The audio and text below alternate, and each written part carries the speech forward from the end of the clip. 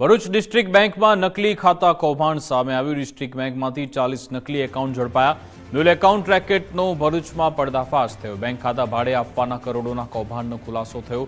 નકલી ઓળખથી ખાતા ખોલનાર ત્રિપુટી સામે ગુનો। સાયબર ક્રાઇમ તપાસમાં બેંક કૌભાંડ બહાર આવ્યું। ભરૂચ બેંક કૌભાંડમાં 3 આરોપી સામે કેસ। અફવાન ઉસ્માન કાની, અનીશ ઉસ્માન પઠાણ, રોનક અલ્તાફ ખાન પઠાણ સામે ગુનો દાખલ। સાયબર ફ્રોડ માટે વપરાતા ખાતાઓનો ખુલાસો થયો છે। મારી પાસે સાયબર ક્રાઇમના અધિકારીગણ પોલીસ તંત્ર આવીને તપાસ કરી છે।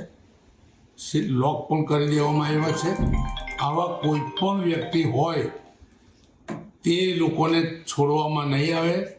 આ ભારતીય જનતા પાર્ટીની સરકાર છે અને સાયબર ક્રાઇમ ખૂબ ટેલેન્ટથી કામ કરી રહેલી છે અને જે કોઈ કરેલું હશે બેંક પણ એને પૂરો સહયોગ આપશે।